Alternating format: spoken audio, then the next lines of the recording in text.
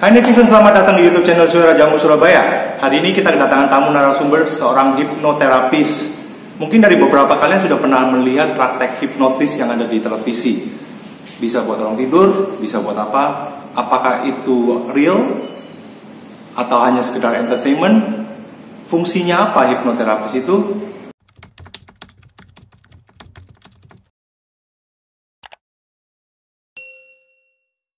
Mari kita sapa dulu narasumber kita. Halo Ibu Esa, terima kasih banyak buat waktunya. Iya, sama-sama, terima kasih Nah, juga. hipnoterapi itu apa sih? Kalau boleh saya tahu. Hipnoterapi kalau secara umum itu menerapi seseorang dengan kondisi tidur, rileks, tenang. Oke. Metode hipnosis, dengan metode hipnosis juga. Itu secara umum. Tapi kalau secara IBH, Indonesia Board of Hypnotherapy, hipnoterapi itu adalah di mana seseorang ada problem masalah psikis itu dengan cara dia diistirahatkan sejenak pikirannya dengan metode hipnosis. Nah, jadi dalam hipnoterapi itu tadi ada berbagai macam jenis gelombang otak. Nah, gelombang otak ada. Misalnya ada yang pertama itu ada alfa, theta, gamma, dan beta, delta. Nah, jadi kita dalam kondisi di mana kondisi hipnoterapi itu ada di kondisi alfa. Jadi setengah sadar. Misalnya kalau pas tidur ya, orang itu kan ada kondisi mimpi. Nah, jadi kita ngehipnosis orang sebelum mimpi. Gimana? Nah, kalau sudah masuk mimpi berarti orang itu sudah dalam, udah bisa visualisasi. Sebelumnya kita harus bisa ngelihat, oh orang ini masih belum dalam kondisi theta, oh orang ini masih belum dalam kondisi alfa. Nah, itu hipnoterapi masuk. Berarti kondisi antara orang itu sadar dan sadar orang tidur. Iya. Udah berapa lama nih belajar hipnoterapi? Hipnoterapi saya SMA kelas 2. Situ saya pelatihannya kebetulan dari Jakarta, punyanya Pak almarhum Ian Nurendra. Beliau salah satu teman dekatnya Roni Rafael sama Deddy Corbuzier di situ. Nah, cuman kebetulan ada ambil pelatihan sertifikasi di Jawa Timur, kebetulan di Lamongan. Nah, saya ambil pelatihan di situ waktu SMA. Kemudian saya mulai latihan dan didampingi sama ayah saya. Secara global sih, Ibu Esa mendalami hipnoterapi. Fungsinya itu sebagai apa sih? Kalau boleh tahu. Fungsinya hipnoterapi ada berbagai macam, banyak banget fungsinya dan itu sangat bermanfaat untuk para terapis dan juga pasien, kliennya itu tadi. Salah satunya untuk anak-anak. Jadi hipnoterapi itu tidak hanya dipraktekkan para dewasa. Jadi anak-anak itu juga bisa di hipnoterapi. Mulai umur berapa? Mulai umur 6 tahun. Di atas 5 tahun itu sudah bisa. Jadi dia sudah tahu, oh tidur, relax. Nah, di situ kita mulai bisa hipnoterapi. Cuman bahasanya kita ke anak-anak itu tadi beda, bukan hipnoterapi. Di sini saya kalau untuk anak-anak pakai istilah relaksasi atau aktivasi otak tengah. Nah, itu nanti beda lagi. Itu untuk anak-anak. Manfaatnya hipnoterapi untuk anak-anak itu untuk menambah kecerdasan. Bisa. Terus untuk melatih minat bakat si anak itu tadi di mana dan apa. Terus yang ketiga, dia lebih percaya diri. Nah, kalau sudah 3 ini terpenuhi atau misalnya diasah dengan hipnoterapi, ya bisa. Itu berapa lama proses untuk mengasah? Kita bicara soal anak-anak ya. Kalau untuk anak-anak prosesnya panjang karena sebelum hipnoterapi kita ada konseling dulu. Kita ketemu sama anaknya, sama orang tuanya. Maunya anaknya seperti apa, maunya orang tua itu tadi seperti apa. Dengan metode hipnoterapi sama relaksasi ini. Bukannya bakat dan minat itu sudah ada pada setiap sudah orang? Ada, cuman kan belum semua orang tua itu sadar, oh anakku bakatnya di mana ya? Kebanyakan kan orang tua itu masih bingung. Nah, memang sebenarnya sebelum di hipnoterapi atau didatangkan ke terapis itu dia dites psikologi dulu. Ini cocoknya apa, dan dari hasil tes itu tadi kelihatan, oh anak ibu cocoknya di bidang musik. Di bidang musik. Nah, hipnoterapi bantu dia untuk menambah keinginan percaya dirinya, berani dia, show off-nya dia, bakatku di sini, minatku di sini, kayak gitu. Kalau soal kecerdasan tadi itu? Kalau kecerdasan, nah dites psikologi dulu. Habis dites psikologi, ternyata akhirnya dia seperti ini. Oke, kita hipnoterapi kecerdasannya dia gitu di sana. Terus beberapa bulan kemudian, kan kalau tes psikologi itu 3 bulan sekali. Nah, nanti dilihat hasilnya. Kali itu untuk anak-anak. Untuk remaja itu sekitaran SMP kayak gini. Nah, itu juga apa tuh namanya bisa seperti kan dia kenakalan remaja. Kalau udah remaja itu pasti kebanyakan kenakalan remaja gimana remaja itu tadi dia bisa kontrol nakalnya itu tadi. Kan nggak semua remaja itu tadi nakal tapi pelampiasannya ke jelek, ada yang juga. Nah, kita arahin hipnoterapi ini pelampiasannya ke positif. Gitu. Sama minat bakat juga di remaja. Saya dengar juga hipnoterapi ini bisa menghilangkan trauma. Iya, bisa. Bisa juga. Bisa. Anak-anak itu juga ada yang udah punya trauma kan, dilihat dari lingkungan keluarganya dulu. Nah, disitulah apa manfaat. Biasanya saya datengin orang tua sama anak gitu. Nah, ada berapa tingkatan dalam hipnoterapi sebelum misalnya boleh untuk praktek untuk klien itu? Iya. Jadi kita sebenarnya ada 3 level: hipnosis, hipnoterapi, sama CI, instruktur. Kalau hipnosis itu adalah certified hipnosis. Jadi dia level pertama. Terus dia cukup untuk biasanya mengisi workshop atau seminar dan di situ prakteknya di situ saja, tapi tidak berhak memberikan sertifikasi resmi bergelar, nggak boleh. Tapi kalau misalnya sudah CHT dan CHT itu tadi di bawah naungannya CI di atasnya boleh. Kan, tapi kalau masih level 1 belum boleh, tapi kalau sudah level 2 boleh. Kayak gitu. Nah, CHT ini adalah Certified of Hypnotherapy. Jadi dia bisa ngeluarin sertifikat sama bisa buka praktek untuk yaitu tadi masalah psikis gitu. Saya kepingin tanya nih sesuatu yang menggelitik saya. Iya. Ini di luar konten sih harusnya. Yang seperti yang kita lihat di televisi itu is showbiz or is real? Ya, gimmick gitu. Ada gimmick di belakangnya. Maksudnya gimmick? Ada real tapi ada gimmick. Jadi ini udah bukaan sedikit aja ya. Nah, sebelum praktek hipnosis kita tanyain dulu, mbaknya di hipnosis tujuannya mau apa? Oh ya, saya misalnya nih, saya mau keluarin unek-unek saya selama ini belum kesampaian, belum berani untuk saya keluarin. Oke, tapi nanti kalau waktu sesi hipnosis saya bisa keluarin unek-uneknya mbak, permasalahannya ini nih, bersedia? Oh ya, bersedia. Jadi di situ tanda tangan. Oke, jadi nanti waktu di shoot keluar apa unek-unek yang negatif kayak itu, ya karena sudah ada kesepakatan bisa. So it's actually real. Tapi di belakangnya memang ada persetujuan supaya apapun yang terjadi itu atas kehendak orang kliennya itu. Berarti itu real. Real. Real itu. Memang durasinya nggak boleh lama-lama karena takutnya nanti itu kebuka semuanya kan, bahaya kalau kebuka semuanya. Jadi dia privacy. Baik lagi privacy. Mungkin berapa durasinya? Ini mungkin bagi netizen yang kepingin tahu nih. Jujur saya pribadi juga kepingin tahu ini real apa enggak. Iya. Boleh nggak kita coba? Boleh. Nah, bagi netizen yang penasaran, kita coba proses hipnosisnya seperti apa. Iya. Boleh mulai kan? Iya. Kita tes sugesti dulu ya. Bapak siapa namanya? Iwan. Nah, Pak Iwan boleh senden di kursi, santai, relax aja. Tangannya di atas paha. Matanya tertutup. Kalau bisa jamnya sama gelannya dilepas dulu. Kenapa? Karena kalau misalnya ada itu kan ada magnet. Jadi kayak nanti kalau ada getaran apa tadi ngefek. Kurang los, kurang santai. Cicing kalau sudah aja. Cicing. Iya. Nah, santai, tangan di atas paha. Mata tertutup. Kacamatanya dilepas juga. Ya. Nah, senden, santai, relax. Pak Iwan. Ya.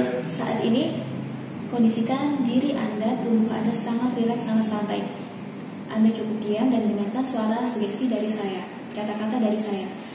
Kondisikan tubuh Pak Iwan saat ini dalam kondisi santai dan rileks. Kondisikan diri Pak Iwan dalam kondisi yang sangat santai dan rileks. Oke, saya bantu atur olah nafas. Tarik nafas, inhale, tahan 1, 2, 3, buang, exhale. Oke, lagi tarik nafas, inhale, tahan 1, 2, 3, buang, exhale. Lagi lakukan sendiri, inhale, tahan, exhale. Lakukan berulang kali sampai Pak Iwan terasa sangat rileks. Inhale, exhale. Apapun yang Pak Iwan rasakan, apapun yang Pak Iwan dengar, justru membuat diri Pak Iwan menjadi jauh lebih rileks dan santai. Oke, tetap inhale, exhale. Udara yang ada di ruangan ini membuat diri Pak Iwan menjadi sangat rileks dan santai. Oke, lakukan itu berulang kali, tetap inhale, exhale. Inhale, exhale. Oke, saat ini saya menyuruh untuk Pak Iwan membalikkan kedua tangan, ya, tetap nempel di paha. Seluruh tangan terasa sangat rileks dan ringan. Kedua tangan Pak Iwan terasa sangat rileks dan ringan. Kanan kirinya Pak Iwan terasa sangat rileks dan ringan. Oke, ringan. Tetap atur pola nafas, inhale dan exhale. Oke. Saat ini kedua tangan Pak Iwan angkat sedikit, ya, angkat sedikit. Bayangkan kanannya Pak Iwan, kanan tangannya Pak Iwan ada sebuah buku, tumpukan buku 10 kali lipat buku ada di tangan kanannya Pak Iwan, dan sebelah kiri Pak Iwan adalah ikatan balon. Oke, tangan kanan berisi buku yang membuat tangan Pak Iwan terasa sangat berat, sedangkan tangan kiri Pak Iwan balon dan membuat mengudara. Oke, bayangkan sangat jelas. Terus tetap atur pola nafas, santai, rileks. Oke. Terus lepaskan tangan keduanya, lepaskan, santai, rileks. Oke. Sekarang visualisasikan, bayangkan Pak Iwan ada suatu tempat yang sangat indah. Entah itu pantai, air terjun, taman bunga, suatu tempat yang sangat indah membuat hati, pikiran Pak Iwan terasa sangat rileks dan santai. Oke, tempat yang sangat indah. Bayangkan sangat jelas, gambar sangat jelas, pemandangan itu, view itu, suaranya.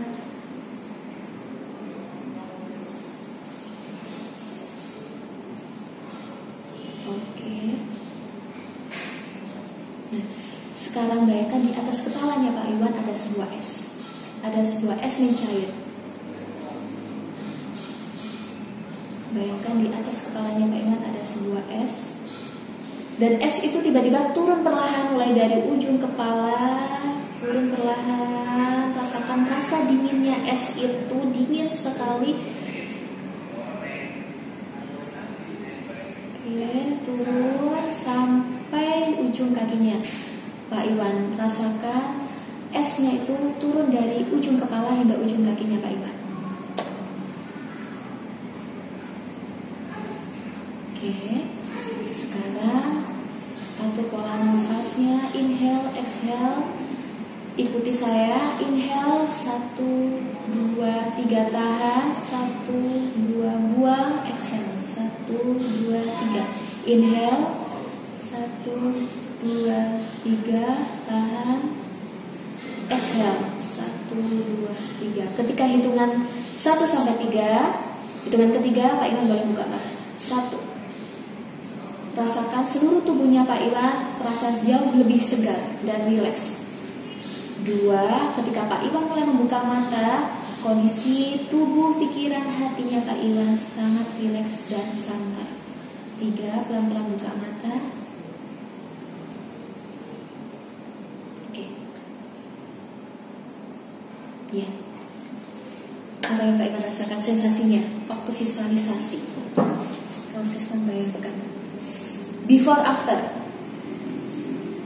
Yang dirasakan rileks banget sih. Yeah. Terus waktu disuruh visualisasi mengenai tempat-tempat itu rasanya nyaman. Yeah. Terus waktu rasa dingin, saya juga nggak ngerti kok bisa menaruh istilahnya sugesti beneran. Saya bisa merasakan dingin, terus tangan saya mulai shaking gitu. Itu karena Pak Iwan sudah sugestible sekali dan sampai tangannya gemetar itu tadi, merasakan mungkin saking dinginnya. Ya itu sebenarnya mudah. Kalau misalnya ketika kita emosi, Pak Iwan bisa ngontrol. Oke. Gitu. Itu apakah setiap orang dengan semua kondisi bisa setiap orang, cuman kadar cepat tangkapnya beda. Itu yang membedakan. Semua bisa, cuman cara tangkapnya itu yang beda. Gitu.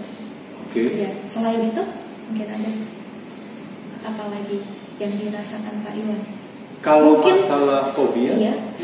Nah, fobia itu bisa tadi visualisasi, terus ada pakai dengerin musik relaksasi, pakai audio relaksasi, terus habis itu kita praktekin dia fobia apa.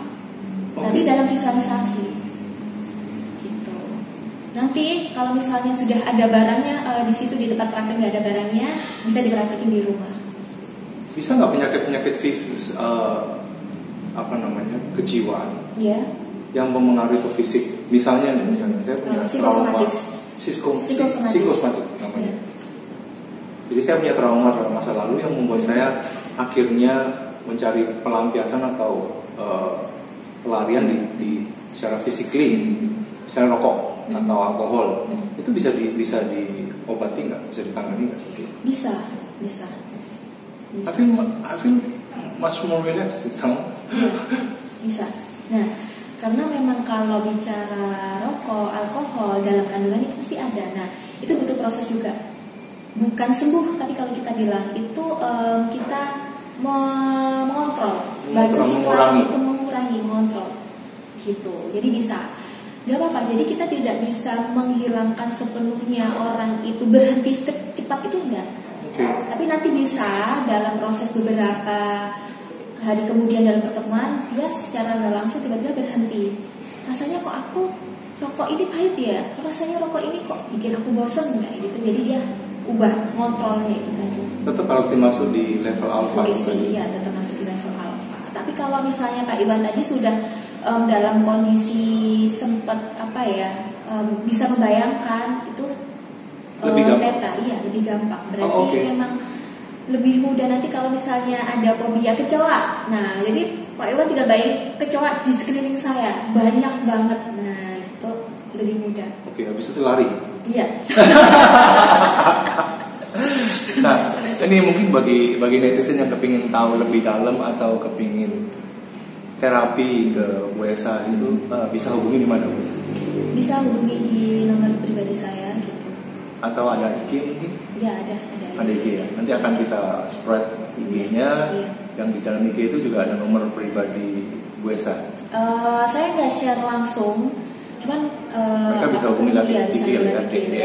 Iya, itu. Karena short session ini sudah buat saya cukup relax sih. Ya. Actually, saya feel. Ya, itu belum ditambahin audio relaksasinya juga khusus gitu. Jadi tidak disebarluaskan ke orang-orang karena memang kode etiknya di hipnoterapi nggak boleh. Ya, gitu. Jadi mungkin bagi netizen yang kepingin tahu lebih dalam bisa langsung hubungi Bu Esa di IG yang nanti akan saya bagikan. Ya, terima kasih banyak buat waktunya Bu Esa.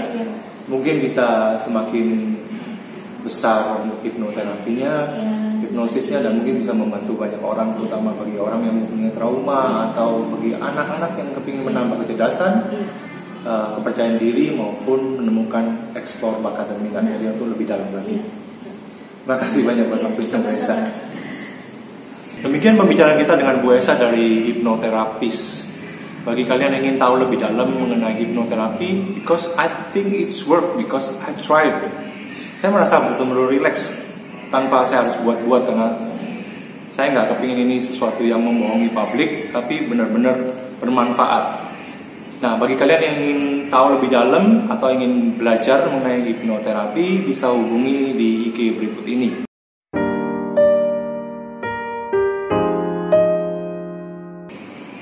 Please like and follow subscribe YouTube channel Suara Jamu Surabaya, dan kita akan mengadakan kuis di bawah ini. Silakan tinggalkan komen, dan bagi kalian yang mempunyai hobi unik, komunitas yang menarik atau tempat-tempat yang ingin dikunjungi, silakan tinggalkan komen di bawah ini. Saya Iwan, out from now, ciao.